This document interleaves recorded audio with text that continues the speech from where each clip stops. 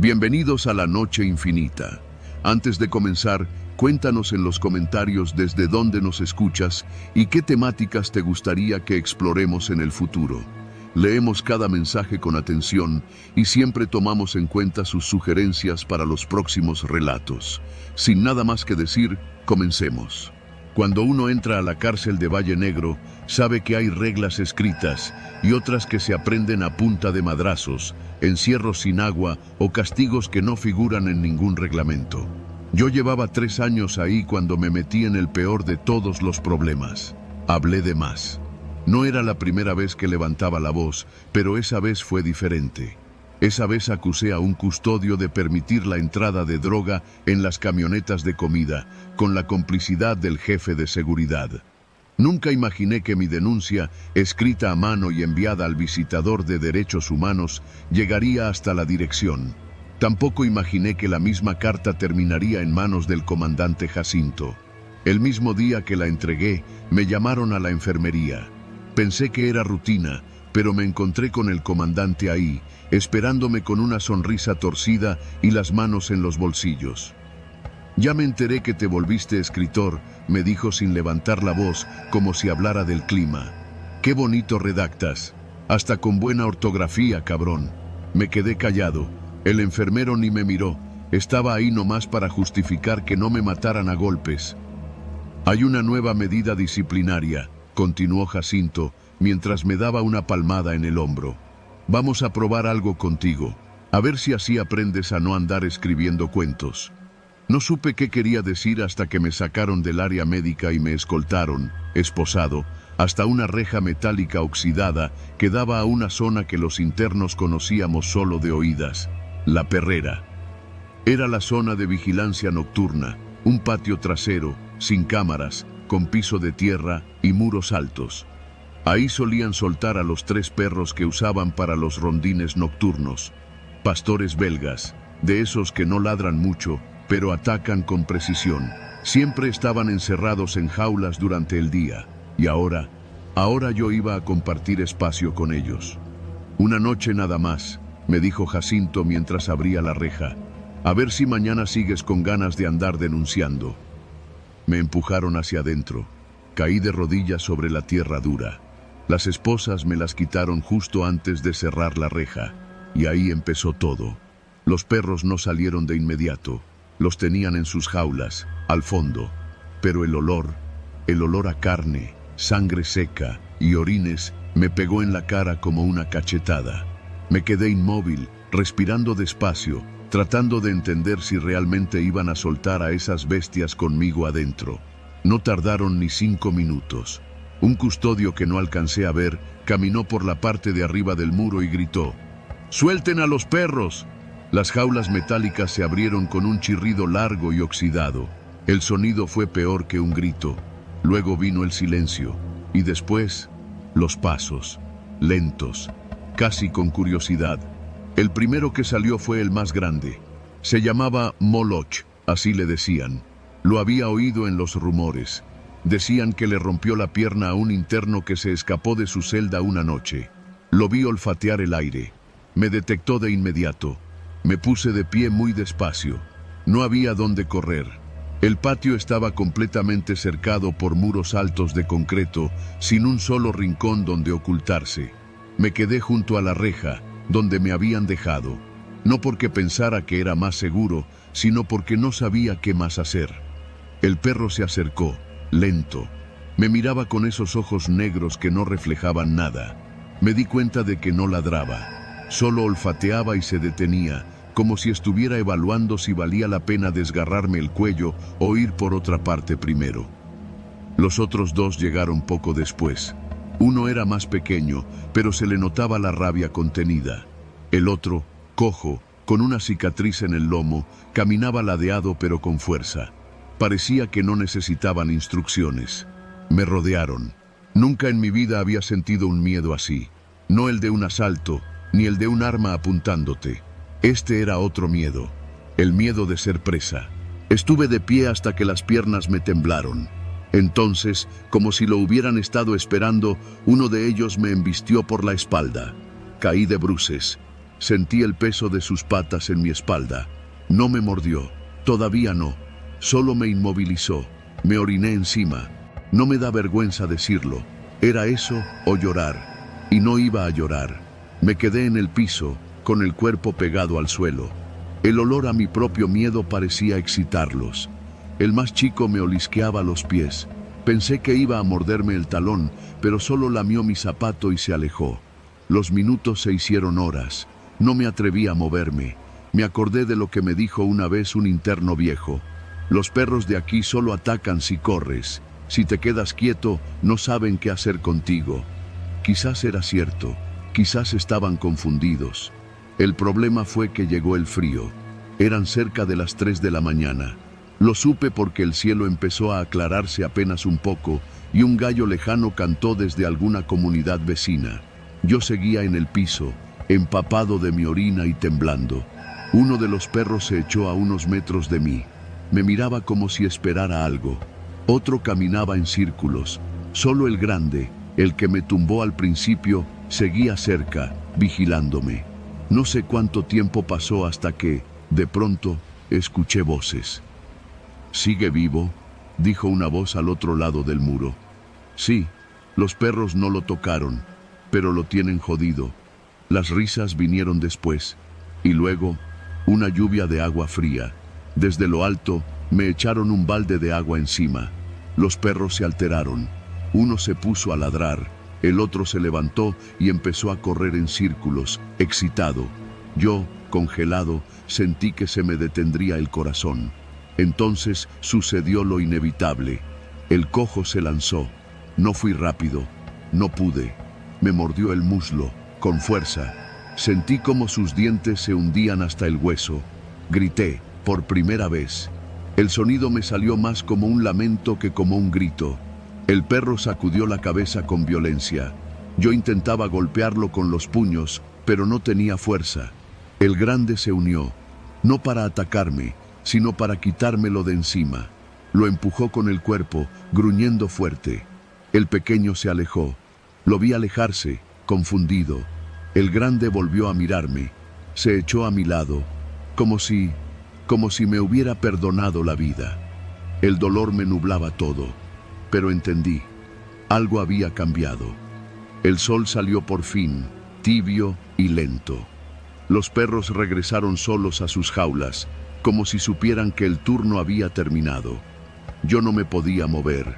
El muslo sangraba, pero no era una herida mortal. Quizá por eso no hicieron nada. Quizá era parte del castigo. Cuando abrieron la reja, ya no reía nadie. Uno de los custodios me miró con algo parecido a respeto. Jacinto no apareció. Mandó a otro en su lugar. «Te dieron chance, cabrón», me dijo el custodio mientras me ayudaba a levantarme. «Esos perros no perdonan. No sé qué hiciste, pero tienes suerte». No contesté nada. Apenas podía caminar. Me llevaron a la enfermería. Me cosieron la pierna. Me dieron antibióticos, sin decir palabra. Nunca me volvieron a meter a la perrera. Nunca más me tocaron. El comandante Jacinto fue transferido a otro penal 6 meses después. El custodio que pasaba la droga desapareció una noche. Dicen que lo levantaron, que fue ajuste de cuentas. Yo sigo aquí, cumpliendo mi condena. Nadie me llama el soplón. Nadie me habla mucho, pero nadie me toca. Porque todos saben lo que pasó esa noche. Y hay quienes dicen que los perros me reconocen cuando paso cerca. No sé si es verdad, pero a veces, desde mi celda, los escucho ladrar. Y siento que me huelen, y todavía esperan.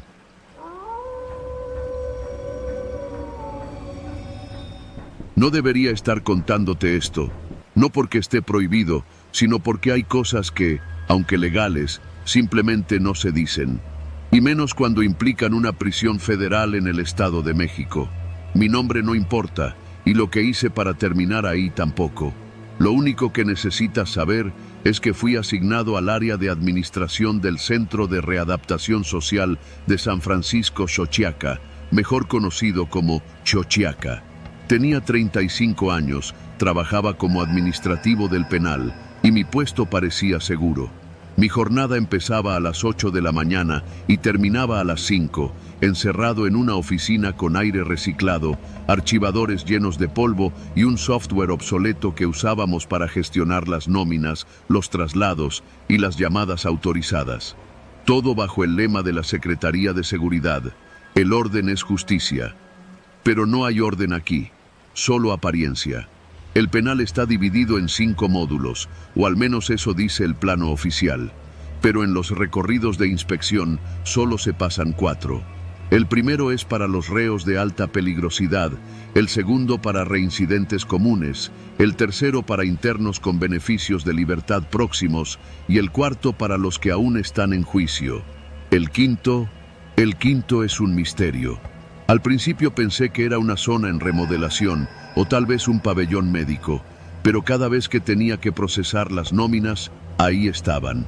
Los internos del módulo 5, 68 nombres, cada uno con su número de expediente, su asignación y su historial médico.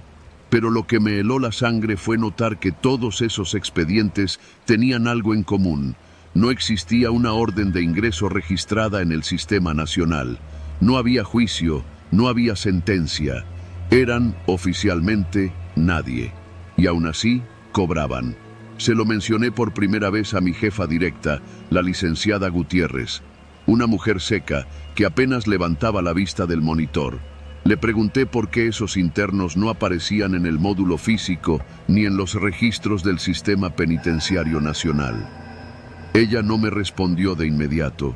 Solo me miró por encima de sus lentes y dijo: ¿quieres conservar tu trabajo? La conversación terminó ahí, pero algo ya había despertado en mí. Esa semana me tocó quedarme una hora más. Había retrasos con los pagos y tuve que revisar expedientes a mano. Estaba solo en la oficina de registros físicos, con los archivos apilados como columnas de un templo olvidado. La humedad del lugar impregnaba los papeles y el zumbido de las luces fluorescentes era el único ruido en el aire. Encontré una carpeta etiquetada con marcador rojo. Módulo 5, internos sensibles, acceso restringido. La abrí. Dentro había fotos, fotografías de hombres con la mirada perdida, algunos golpeados, otros con los ojos cerrados. Ninguno parecía mayor de 40 años. No llevaban uniforme naranja, sino una especie de bata gris sin identificación. En la parte inferior de cada imagen, una fecha. Todas las fechas coincidían con los días lunes. Y entonces vi el patrón. Todos los ingresos eran los días lunes. Nunca otro día. Pero lo más inquietante fue la hoja suelta que estaba al final de la carpeta. Era una lista firmada por alguien que no reconocí. El encabezado decía: aprobados para evaluación prolongada, QM. Nombres, edades y una columna con números romanos, del 1 al 5. B como el módulo. Empecé a hacer preguntas con cautela. Le pregunté al custodio Medina, uno de los más viejos, con 20 años en el penal. ¿El módulo 5? Me dijo, bajando la voz. Esa madre ni existe. Es lo que dicen para tapar las transferencias. Nadie entra ahí, nadie sale. ¿Y las nóminas? Eso no es tu bronca, hermano. Haz tu trabajo y guarda silencio. Pero el silencio no se me daba bien. Un lunes decidí llegar más temprano de lo habitual. Me quedé en el estacionamiento, con la chamarra puesta, tomando café frío de termo. Eran las 6:35 de la mañana cuando lo vi. Una camioneta blanca, sin placas, con vidrios polarizados, que entró directo por la reja sur. Nunca antes había visto vehículos ingresando por esa reja. Tomé nota de la hora. Después me metí al sistema de bitácoras. No había registro de entrada. Esa camioneta simplemente no existía. Esa misma tarde volví a revisar la carpeta del módulo 5. Había una nueva hoja, otro nombre, otra fecha, lunes. Pasaron los días y comencé a notar más irregularidades. Órdenes de revisión médica que no iban a enfermería, traslados que no pasaban por custodia e incluso llamadas agendadas por internos que oficialmente estaban fuera del sistema. Una tarde me arriesgué más de la cuenta. Usé una de las terminales administrativas para rastrear el código de acceso que usaban para abrir las puertas magnéticas del pasillo norte, que según los planos estaba clausurado. Conseguí el número. El código estaba vinculado a alguien de la Dirección General, alguien en el gobierno federal. Me obsesioné. Comencé a quedarme noches en la oficina, alegando carga de trabajo. Dormía en el archivo con un saco enrollado bajo la cabeza. Cada madrugada, poco después de las 3, escuchaba pasos. No los del custodio de ronda, sino otros más rápidos, más firmes. Eran 3 pares de botas que pasaban por el pasillo hacia la reja sur, siempre a las 3:05. Un viernes por la noche los seguí. Llevaba la chamarra de custodio que uno de los internos me había vendido. Bajé por la escalera trasera y tomé el pasillo. A esa hora, las cámaras estaban apagadas por mantenimiento programado. Vi las siluetas al final del corredor. 2 hombres llevaban a un tercero, encapuchado, esposado. Lo arrastraban más que caminarlo. Giraron por una compuerta sin número, detrás de una pared con las letras deslavadas. Zona técnica. Ahí estaba el acceso al 5º módulo. No sé cuánto tiempo estuve parado ahí, temblando. Cuando regresé a mi escritorio, me encontré un sobre sin remitente. Dentro había una sola hoja. Deja de buscar. Firmado. QM. No dormí esa noche, ni la que siguió. El lunes siguiente revisé las nóminas. Había 70 nombres, 2 nuevos. Revisé las fechas.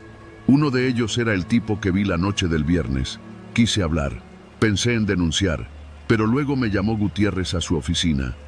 ¿Sabes por qué sigues aquí?, me preguntó. Porque eres útil, pero si te vuelves un riesgo, el próximo en la lista serás tú. Me mostró una hoja impresa, mi nombre, mi CURP, mi número de seguridad social con la nota, evaluación prolongada sugerida, lunes próximo. Hoy es domingo, estoy en casa, con la puerta atrancada, no he dormido, no he comido. Cada ruido en la calle me hace brincar. Si mañana desaparezco, si mañana ven mi nombre en algún comunicado oficial diciendo que fui trasladado o que cometí algún delito absurdo, no lo crean. Yo no hice nada, solo hice preguntas, y en este lugar las preguntas matan. O peor, te asignan al 5º módulo, y de ahí nadie regresa.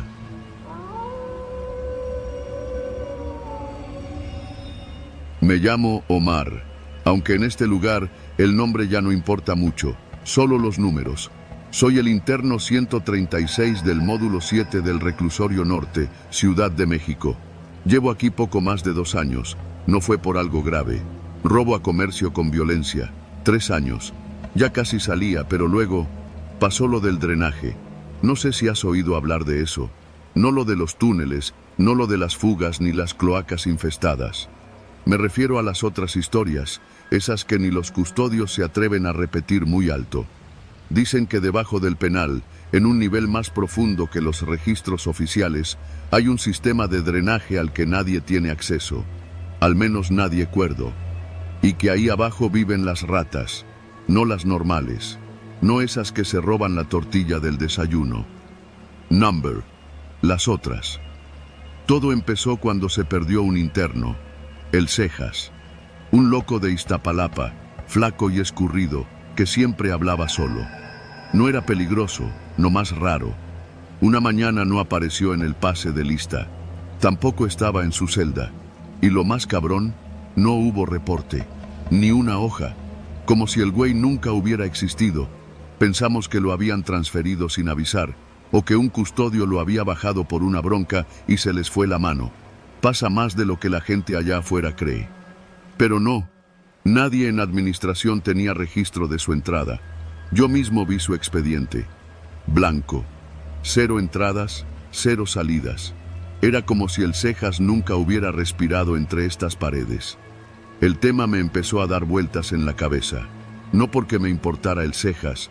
Aquí uno no se puede dar el lujo de preocuparse por otros.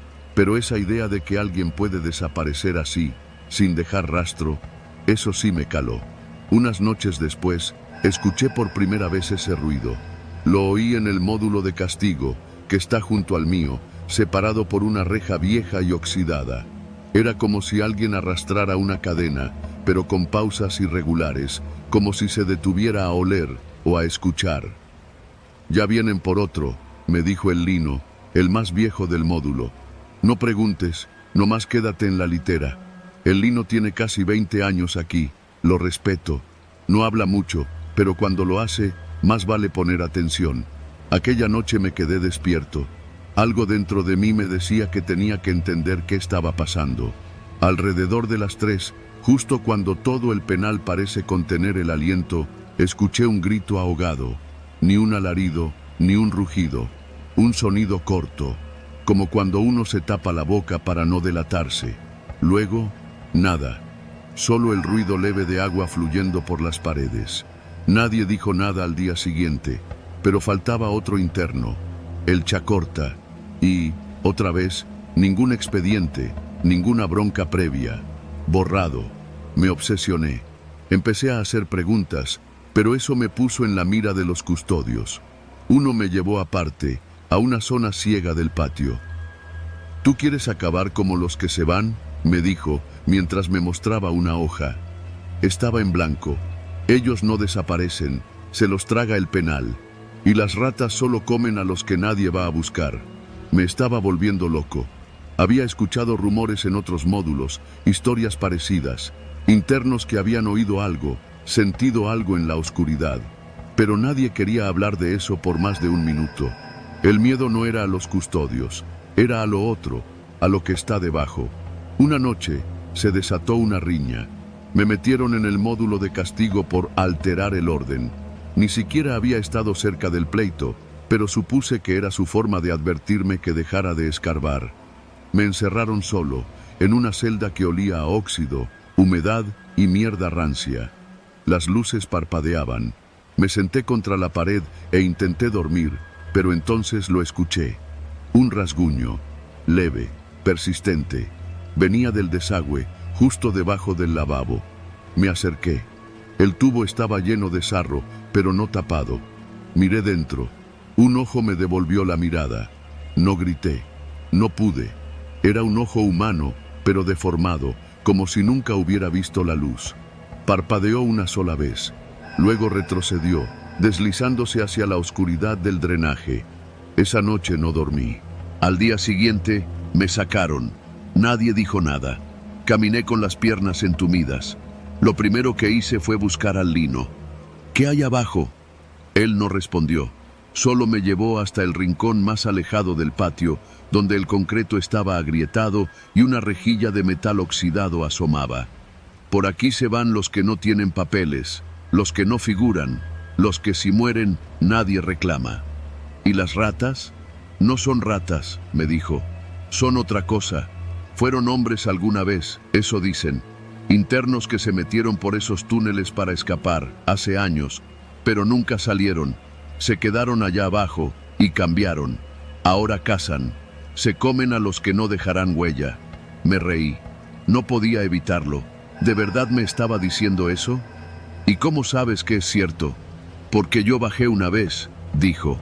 1998. Iba con otros 2. Queríamos fugar a través de las cloacas. Pensamos que podríamos conectar con el drenaje profundo. No llegamos ni a 100 metros. Algo nos siguió. Solo yo volví. Y desde entonces me quedo quieto. No me meto. No me borro. Pasaron semanas. Me mantuve al margen. Ya no preguntaba. Ya no husmeaba. Hasta que un día llegó el nuevo jefe de seguridad. Un tipo joven, con cara de licenciado recién salido de la escuela, con órdenes de limpiar el penal. Empezaron a sacar internos al azar para interrogatorios. Algunos regresaban, otros no. Uno era el flaco Vargas, mi compañero de litera. Salió una mañana, nunca volvió, pero esa noche lo escuché. Me despertó el sonido. Era un susurro, como su voz, pero ronca, distorsionada. Venía del ducto de la celda. «Omar», decía, «bájate, ayúdame». No quería acercarme, pero me moví. Me arrodillé junto al desagüe y lo vi. No su cara, solo su mano. Estaba extendida desde las sombras del tubo, temblorosa, como si apenas pudiera sostenerse. «No tengo expediente», dijo, y se fue. Su mano desapareció. Esa noche decidí hacer algo. Robé una llave del taller donde hacíamos muebles. Sabía que me iba a costar, pero también sabía que tenía que bajar, no por heroísmo, por miedo. Miedo de ser el siguiente sin registro, de convertirme en uno de ellos. Esperé a que todos durmieran. Usé la llave para abrir el pequeño acceso de mantenimiento junto a la lavandería. Bajé una escalera oxidada. El olor me pegó como una pared. Amoníaco, humedad, putrefacción vieja. Los túneles eran angostos, apretados, oscuros como un pozo sin fondo, pero no estaban vacíos. Había marcas en las paredes, rasguños, uñas rotas, ropa desgarrada y manchas. No sabría decir si sangre o excremento o algo peor. Avancé. Escuché movimientos, como patas corriendo, como uñas sobre concreto. Vi algo cruzar frente a mí. No supe qué era, solo supe que no debía estar ahí. Y entonces escuché el susurro. «Tú sí tienes expediente, aún». Corrí, sin ver, sin pensar. Corrí hasta golpear la reja. Estaba cerrada. Grité, golpeé, hasta que una luz me cegó. Era un custodio, uno de los nuevos. Me apuntó con la lámpara. «¿Qué chingados haces aquí abajo?» No dije nada. No podía. Me regresaron. Me metieron en aislamiento. Me interrogaron. Querían saber si había visto algo. Dije que no. Me golpearon. Luego me soltaron. Y al día siguiente, cuando pedí una copia de mi expediente, me lo dieron en blanco. Mi nombre había desaparecido. Hoy es mi última noche en este penal. No porque me liberen, sino porque ya no existo en los archivos. Ya no soy nadie. Mañana las ratas vendrán por mí, y cuando me arrastren por el desagüe, no habrá protesta, ni búsqueda, ni denuncia. Solo silencio y una nueva voz en los túneles.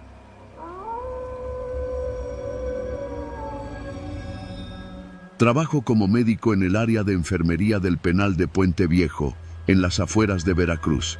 No me preguntes cómo llegué a esto. Supongo que uno no planea terminar rodeado de rejas y gente rota, pero así es como a veces funciona la vida. Me llamo Julián y llevo ya casi 6 años en este infierno con fachada de institución. En teoría, mi labor es simple: atender dolencias menores, controlar tratamientos crónicos, dar seguimiento a internos con enfermedades mentales y, en casos más graves, pedir traslados al hospital general. Pero la teoría no aguanta ni una semana cuando se vive dentro de estas paredes. Aquí la salud es una negociación y la vida no vale nada si no sabes moverte. El penal está dividido en módulos.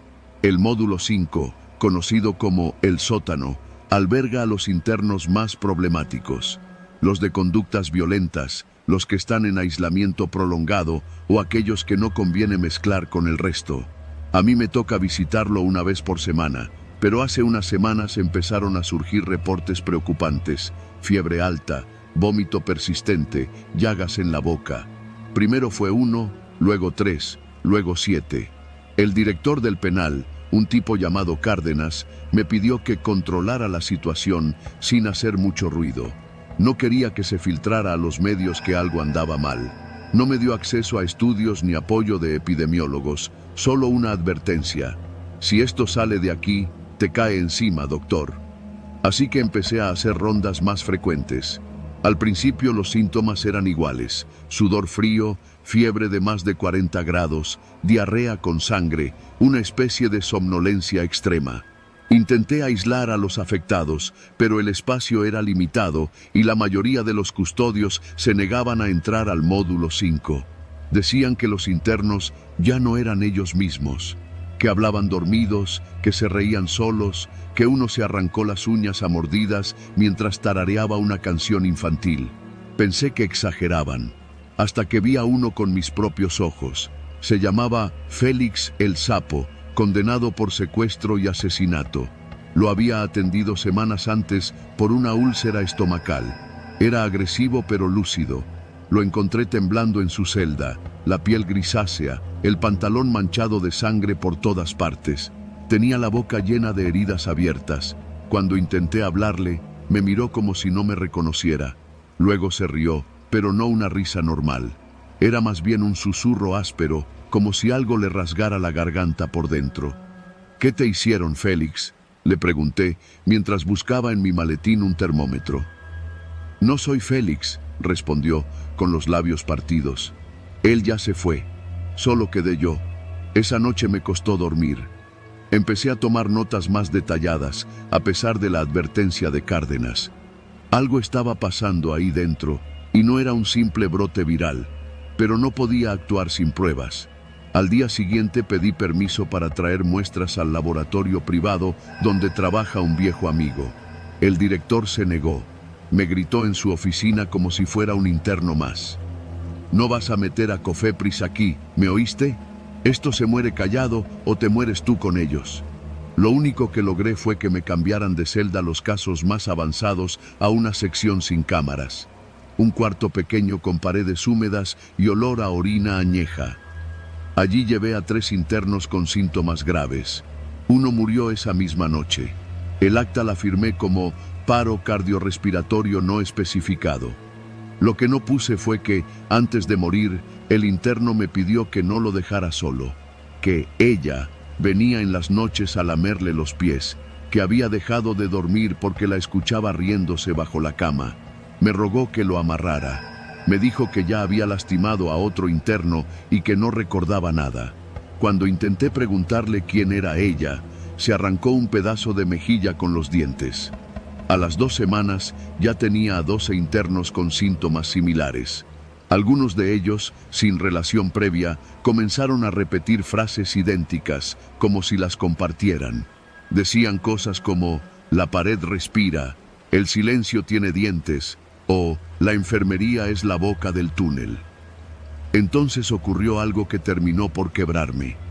Uno de los custodios que sí se atrevía a bajar conmigo, un joven llamado Morales, empezó a sufrir episodios de desorientación. Una noche se quedó encerrado por error en el módulo 5 cuando cerraron el acceso. Nadie lo reportó hasta la mañana siguiente. Lo encontramos en la enfermería, sentado en una camilla con la mirada perdida. «¿Cómo saliste de allá abajo?», le pregunté. Él solo dijo, «No salí. Ellos me trajeron».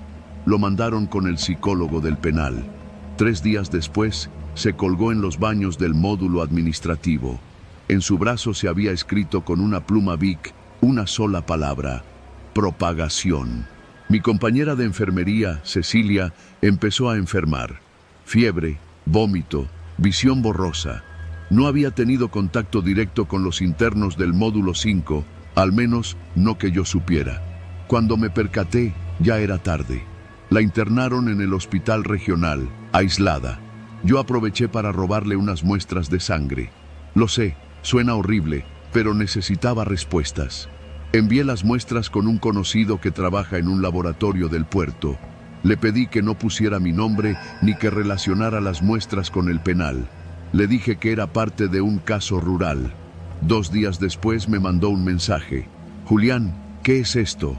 Hay componentes neurotóxicos. Esto no es infección. Esto es algo que está dañando el sistema nervioso directamente. Esto es inducido». Me encerré en la enfermería durante una noche. Le pedí a los custodios que no me molestaran, que debía hacer inventario. Esa fue la excusa. Lo que realmente hice fue revisar cada carpeta médica de los internos del módulo 5. Buscaba algún patrón, algo que los conectara. Y lo encontré. Todos, absolutamente todos, habían sido parte de un programa experimental de modificación conductual iniciado 6 meses atrás. Un proyecto autorizado por el mismo director Cárdenas, con ayuda de una farmacéutica llamada XN Labs.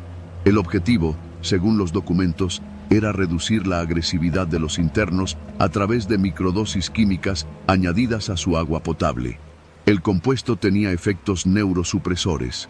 Los documentos estaban firmados, el sello de la empresa, el aval del penal, todo estaba ahí.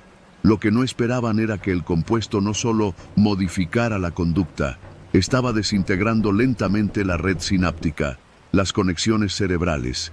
Literalmente los estaba vaciando por dentro.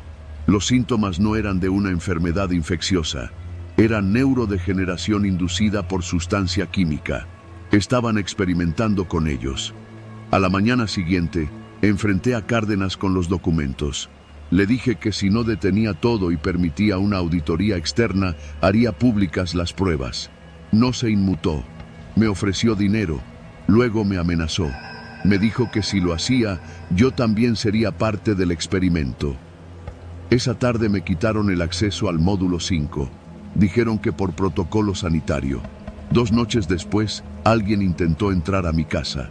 No lo lograron, pero dejaron una nota bajo la puerta. No es ella la que lame los pies, es lo que queda de ellos. No dormí, no comí, me encerré. Sabía que no podía con esto solo. Así que escribí esta historia y la envié con un contacto en la prensa local, junto con los documentos, con los análisis, con todo. Una semana después, el penal de Puente Viejo fue clausurado. No salió en los noticieros principales, pero sí en algunos portales independientes. Lo disfrazaron de reubicación por reformas estructurales. Ningún medio dijo una palabra sobre las pruebas químicas, sobre los internos que dejaron de hablar, sobre las muertes por causas desconocidas. Cárdenas desapareció. Algunos dicen que se fue del país, otros que está en algún penal federal bajo otro nombre. No lo sé, no me importa, solo quiero no recordarlo. Hoy sigo trabajando como médico, pero en una clínica rural. Nada que ver con penales. Pero a veces, en la madrugada, juro que escucho risas en el silencio. No voces, risas. Como un murmullo viejo atrapado en la memoria. Y a veces, cuando estoy solo, juro que siento algo lamiéndome los pies.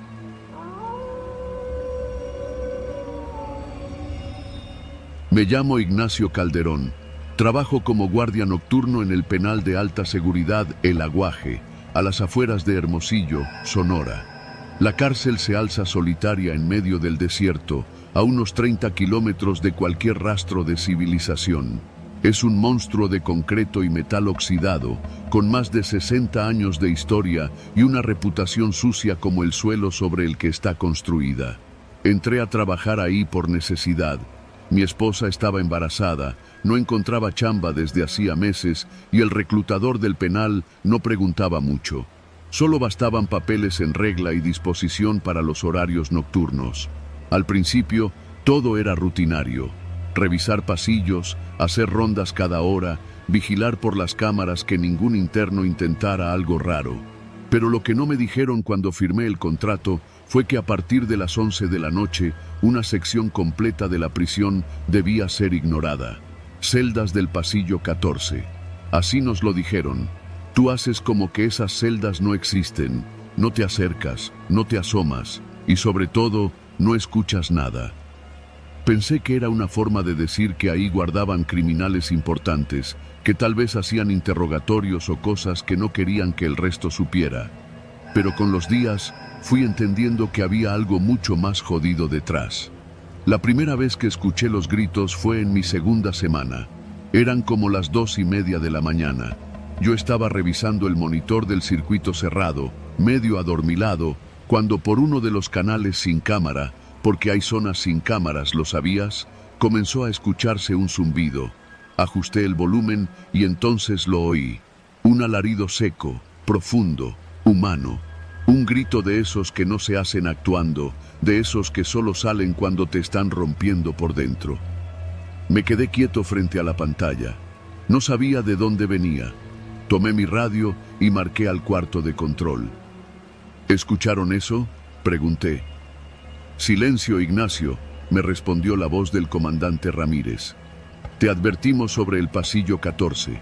Cuelga y sigue con tu ronda. Esa fue la primera noche que pensé en renunciar, pero no lo hice, y me arrepiento. Las grabaciones. A las 2 semanas de esa noche, uno de los internos me pasó un papelito durante una revisión en la zona de cocina.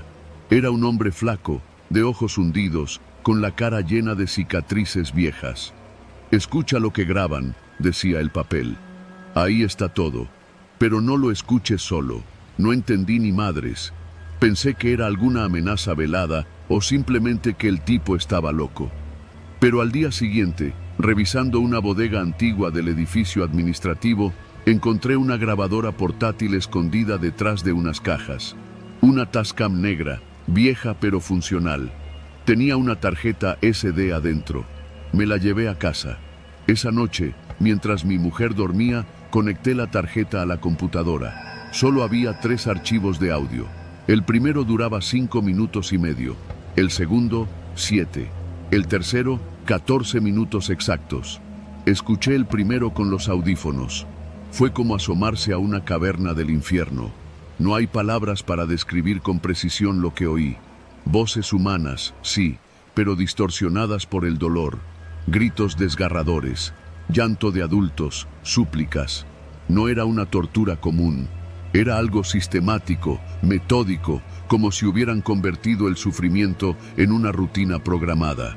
En uno de los fragmentos se escucha claramente a un hombre decir con voz quebrada: «Por favor, comandante, ya cooperé, ya les dije dónde está todo, ya no me queda nada».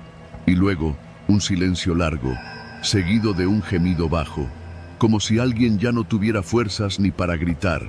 Lo que me estremeció no fue solo la brutalidad, fue que la voz del que hablaba al final era conocida.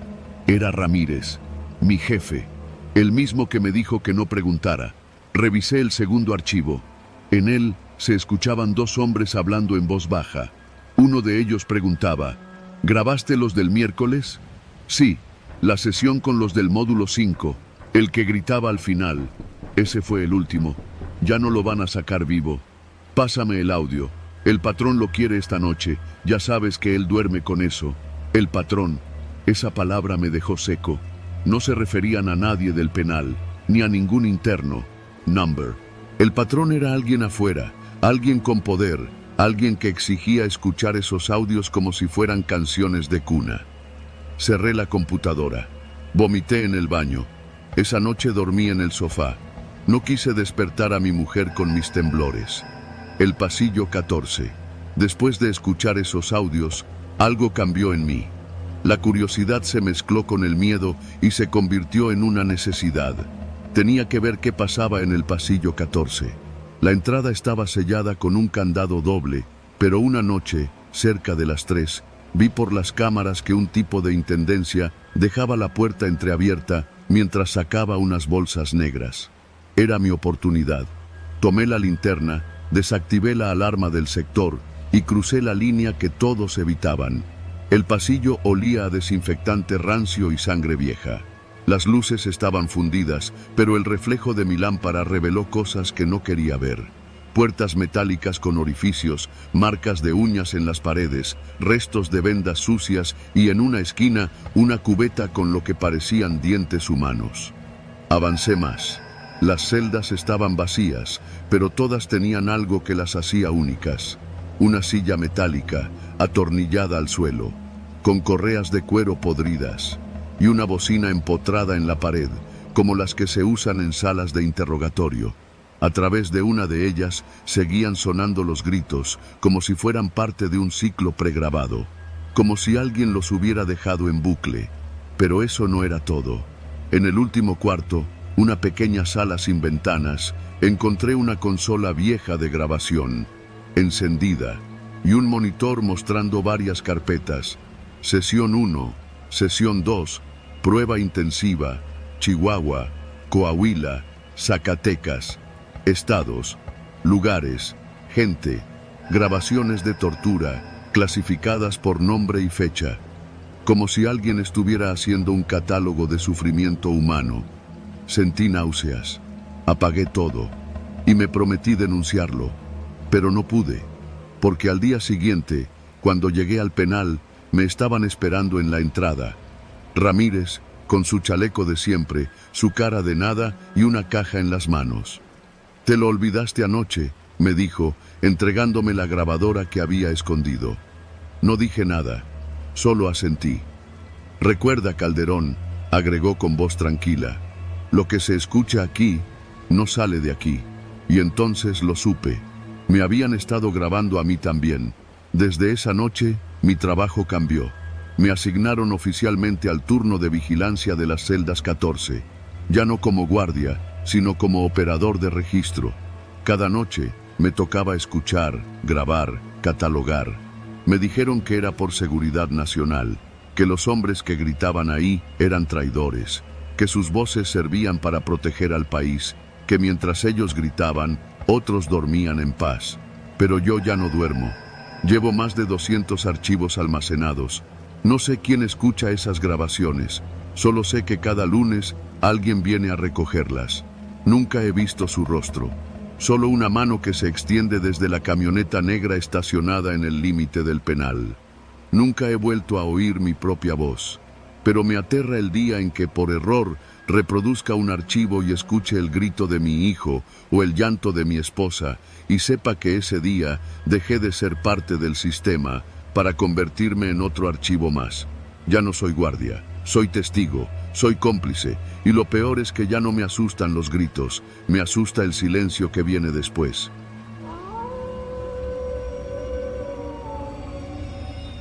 No recuerdo haberme dormido.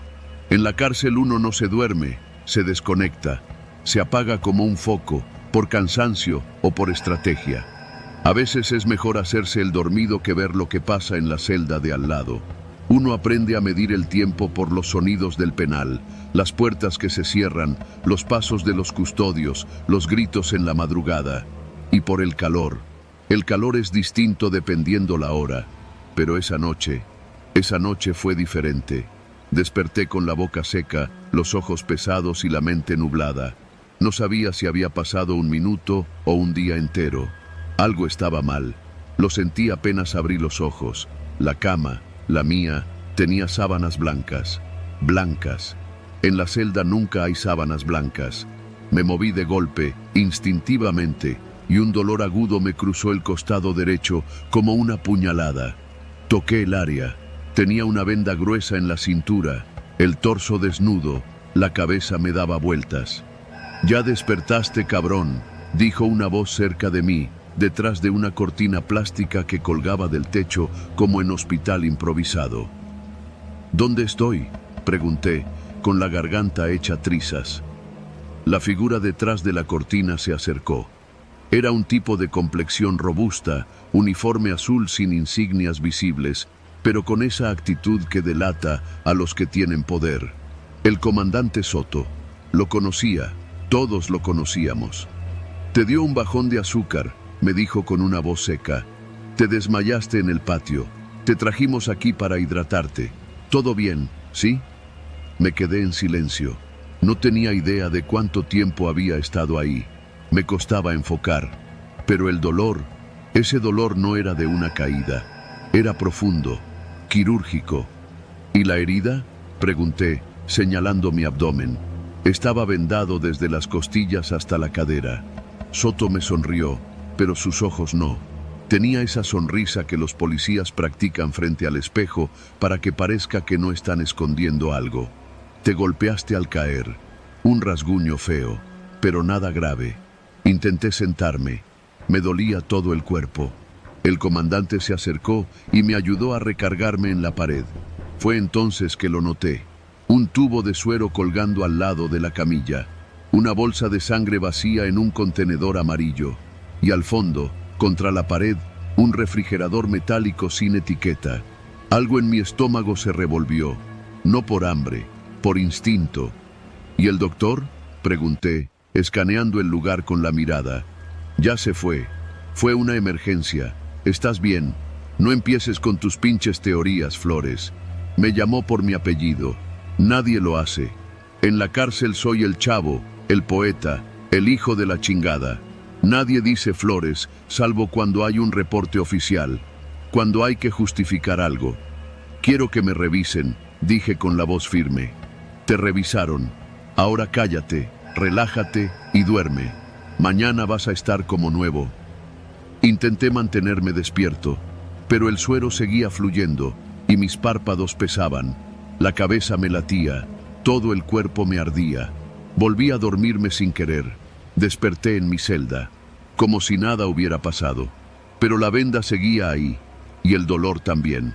Mi compañero de celda, el güero, me miraba raro.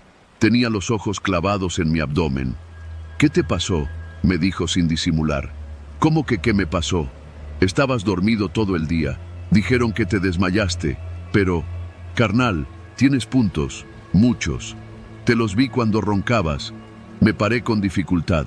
Fui al espejo oxidado sobre el excusado. Me levanté la playera, me quité la venda. Ahí estaba, una cicatriz de unos 20 centímetros justo por debajo de las costillas. Era recta, reciente y cosida con hilo negro quirúrgico. No era un rasguño, no era un golpe, era una incisión. «¿Quién fue?», pregunté, pero el güero solo negó con la cabeza. «Aquí nadie sabe nada, pero todos lo han visto. Al menos a 3 les pasó antes. Uno ya no regresó. Mi estómago se revolvió. Fui a vomitar. Apenas salía agua y bilis. Me temblaban las piernas. Lo confirmé al segundo día, cuando encontré a el negro toledano, uno de los internos que trabajaban en la cocina. Él había sido paramédico antes de caer. Le pedí que me revisara la herida, con la excusa de que me había peleado. Lo hizo sin decir mucho. Cuando terminó, me miró directo a los ojos. «¿Quién te lo sacó?». «¿Qué cosa?». «El riñón, cabrón».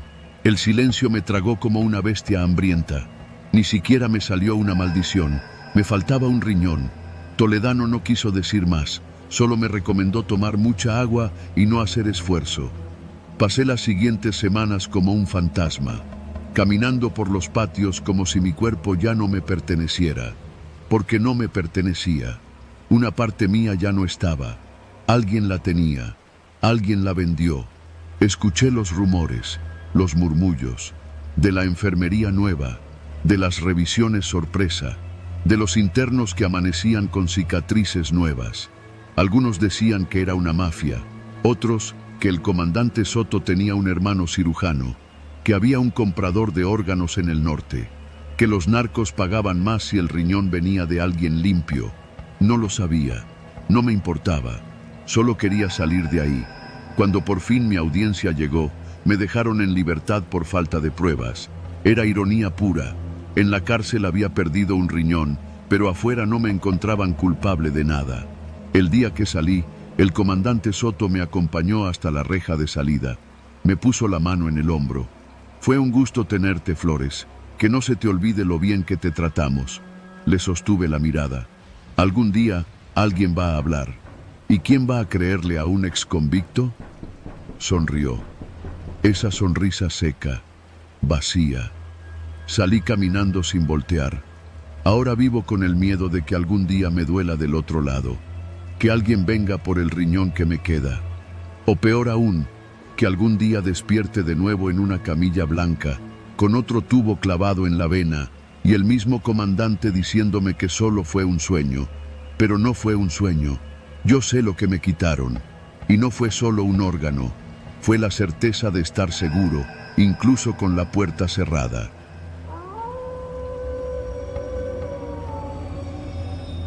Me llamo Ismael Rivas y durante más de 7 años trabajé como custodio de traslados para la Secretaría de Seguridad Pública. Mi ruta era simple, pero pesada. De Cuautla al penal de mediana seguridad, ubicado en las afueras de Atlacholoaya, en el estado de Morelos. Todos los días, antes del amanecer, revisaba mi arma, firmaba la bitácora de salida y subía al camión blindado que teníamos asignado. Nunca me importó mucho el qué, solo el cómo. Y mientras los papeles estuvieran en orden, yo cumplía. El primer traslado que me tocó fue un joven acusado de robo con violencia. Lo recuerdo porque estaba esposado con las manos al frente, algo inusual. Se lo permitieron por una herida mal curada en el hombro. Durante el trayecto apenas dijo una palabra. Lo curioso fue que al llegar al penal, el oficial de recepción pidió una firma que yo no había visto antes en ningún traslado. Certificación de contenido de unidad vacía. Pensé que era una tontería burocrática, así que no hice preguntas. Pero no fue la única vez. En las semanas siguientes, más traslados tuvieron esa misma peculiaridad. Siempre con internos diferentes, de municipios distintos, con antecedentes variados, pero el mismo patrón, A la llegada, el documento exigía la misma frase: unidad vacía a la llegada. Al principio no me inquietó. A veces el sistema burocrático mete sellos y frases sin sentido, y uno termina aceptando las cosas para no meterse en problemas. Hasta que conocí a Javier. Él era un custodio de otro turno. Había sido asignado a una unidad hermana que hacía traslados entre penales federales. Nos cruzamos una vez en la cafetería del penal y sin venir mucho al caso me soltó: ¿tú también firmas lo de unidad vacía al llegar? Lo miré, sorprendido. Nadie había hablado de eso antes. Sí, ¿por qué? No es normal. En otras rutas no se hace. Solo en esta y en la de Tepoztlán. Me reí. Pensé que estaba exagerando, pero su cara me hizo dudar. ¿Y? Pregúntate esto. ¿Alguna vez has vuelto a ver a los internos que trasladas? Me detuve. Pensé en el chico de la herida, en los otros que se subían al camión sin decir nada. Jamás los volví a ver en el patio, ni en los pasillos. Nunca escuché sus nombres en la lista de audiencias. Me fui de esa conversación con una sensación rara. Esa noche revisé todas mis bitácoras, 12 traslados en total, todos con firma de unidad vacía, todos con firmas del mismo teniente receptor, el mismo nombre, Teniente R. Mijangos. En cada hoja, la misma rúbrica, como si la hubiera hecho con plantilla. Empecé a hablar con otros custodios, con cautela. Uno de ellos, Morales, me dijo que una vez, hace unos años, un camión llegó con las puertas traseras abiertas. El custodio juró que cerró todo, pero cuando abrió la unidad, no había nadie. El tipo fue suspendido por negligencia y el caso quedó enterrado. Un día, después de una lluvia fuerte, me tocó un traslado con un interno apellidado Escutia. Estaba acusado de homicidio, pero juraba que era inocente. No decía mucho, solo miraba por la rendija del camión como si esperara algo.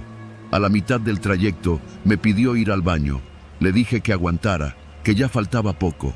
«Ustedes creen que nos llevan al penal, ¿verdad?», me soltó, con voz seca. Lo miré por el retrovisor. «¿Y a dónde, si no?». «No lo sé, pero el camión siempre llega vacío». No dije nada. El resto del camino lo hicimos en silencio. Cuando llegamos, firmé los papeles de siempre. Escutia bajó escoltado por otro custodio que salió de una puerta lateral. Cuando me acerqué para asegurar la celda móvil, noté que la unidad ya estaba vacía, antes de que lo bajaran. Juraría que yo lo vi sentado segundos antes. Esa noche no dormí. Días después, fui al archivo del penal y pedí acceso al sistema de internos. Usé el nombre de Escutia. No había registro, ni de su ingreso, ni de su juicio. Nada, como si no hubiera existido. Hablé con Javier otra vez. Me dijo que él había intentado lo mismo con otros internos. Nada, todos desaparecidos del sistema. Están borrando gente, Ismael, me dijo con los ojos rojos. Y lo están haciendo desde adentro. Decidí entonces hacer algo peligroso.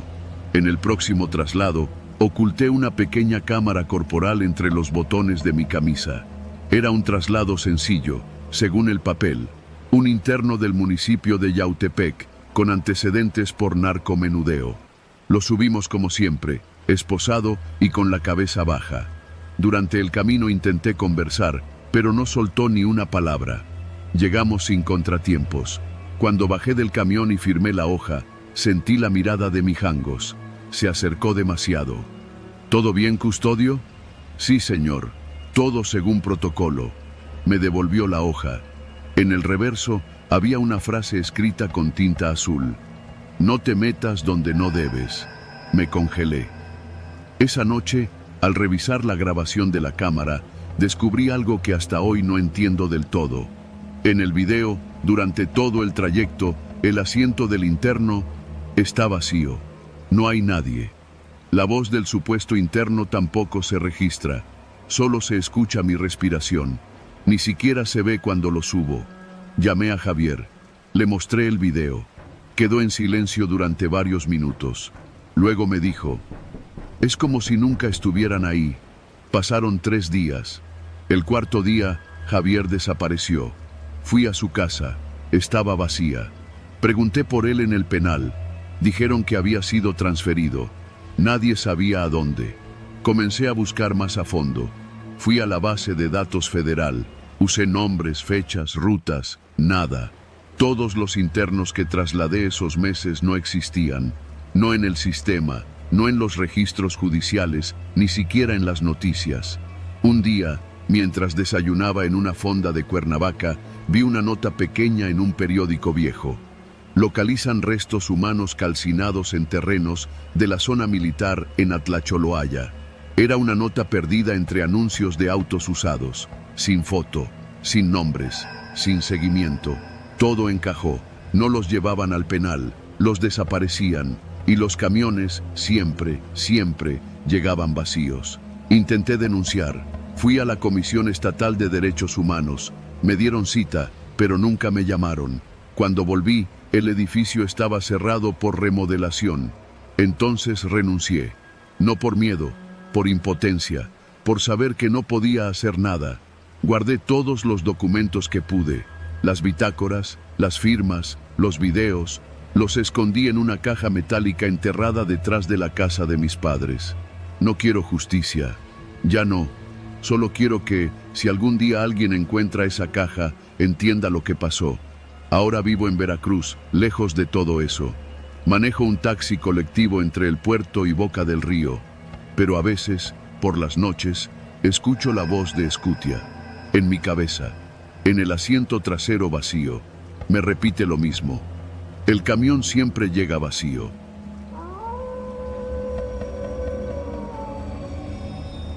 Trabajo como guardia de seguridad nocturno en un edificio gubernamental que solía ser un centro de telecomunicaciones en los años 80.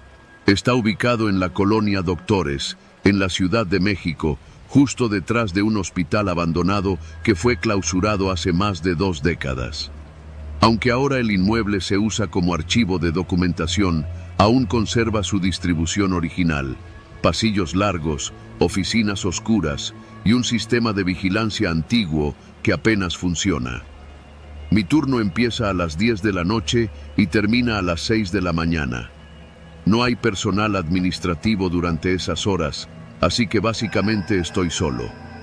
Me asignaron la sala de vigilancia del segundo piso, una habitación sin ventanas con monitores polvosos, una silla rechinante y una mesa plegable. Ahí paso la mayoría de las noches, viendo cámaras que apenas distinguen movimiento en blanco y negro. Es un trabajo monótono, pero me permite estudiar, leer y de vez en cuando dormir un rato si todo está tranquilo. La primera vez que noté el mural fue una semana después de empezar.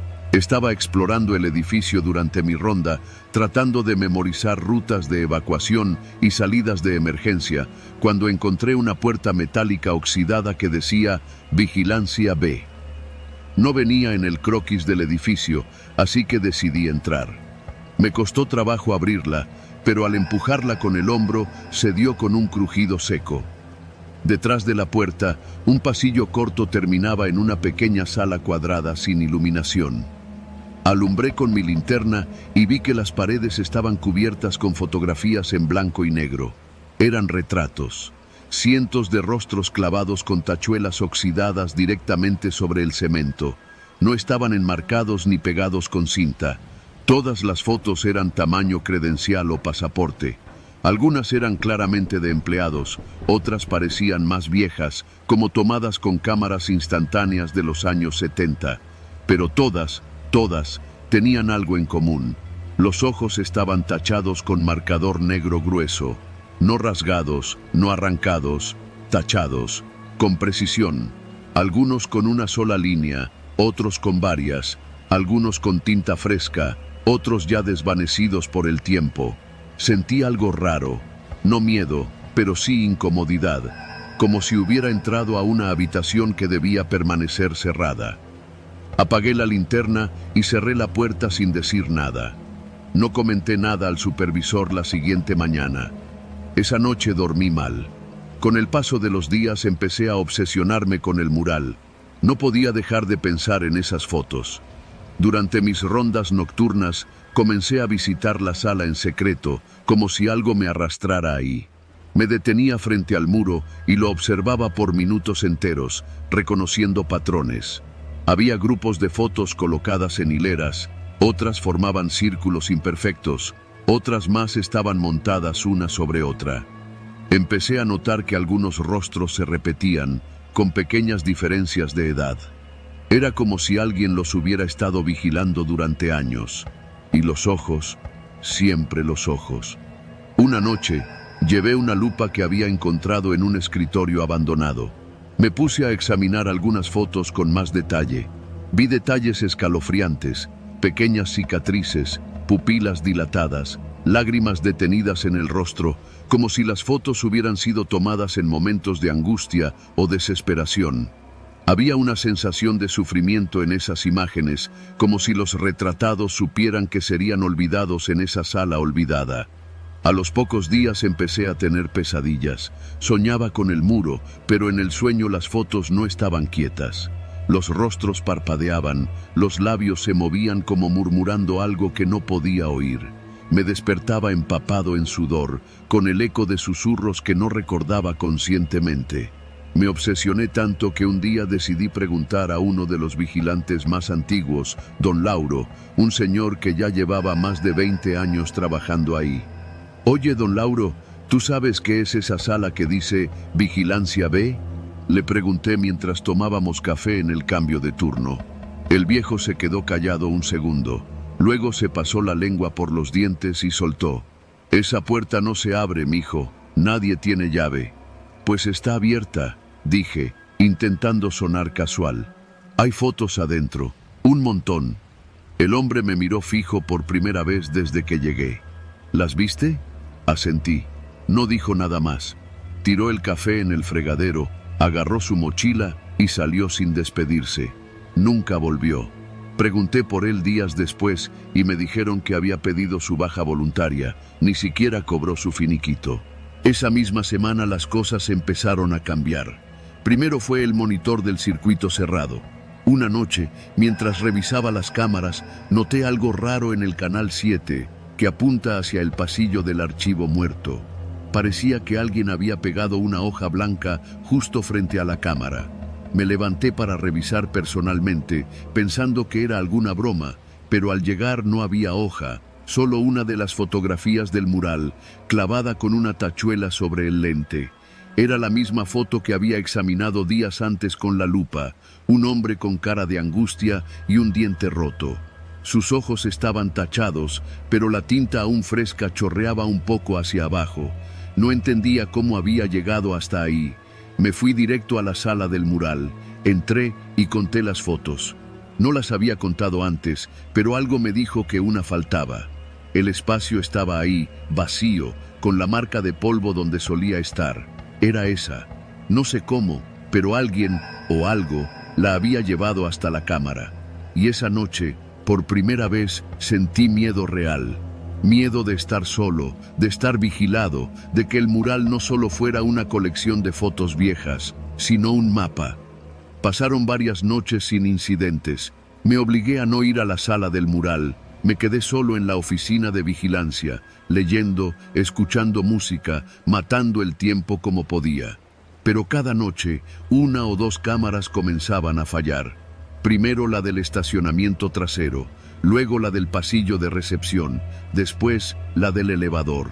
En cada una, al revisar físicamente, encontraba una nueva fotografía del mural, clavada donde debía ir el lente, siempre con los ojos tachados, y siempre reconocía el rostro. Guardias anteriores, empleados, incluso un repartidor de café que solía venir cada mañana. Todas personas que habían trabajado ahí y que ahora no veía desde hacía tiempo. Una noche, al revisar la cámara de la sala principal, vi algo que me paralizó. Alguien, o algo, había clavado una nueva foto directamente en la puerta de la sala de vigilancia. La mía. Salí corriendo escaleras abajo, cruzando los pasillos oscuros. Cuando llegué, efectivamente, mi rostro estaba ahí. La foto era reciente, tomada de una cámara de vigilancia sin duda. Tenía los ojos tachados con marcador fresco. Esa fue la última noche que trabajé ahí. Nunca supe quién puso esas fotos, ni para qué servía ese cuarto. Nunca lo mencionaron en los planos del edificio, ni en el manual de seguridad. La empresa de vigilancia se desentendió del asunto. Me dijeron que si no quería el trabajo, había otros esperando. Y tal vez es cierto. Tal vez no era más que una broma enferma o algún psicópata jugando con el pasado de ese edificio. Pero desde que renuncié, he estado atento a todos lados. No uso el metro, no paso por pasillos solos, no me siento cerca de cámaras. Y cada tanto, en alguna esquina de mi colonia, en algún poste eléctrico, en alguna pared vieja, me topo con una foto, una credencial.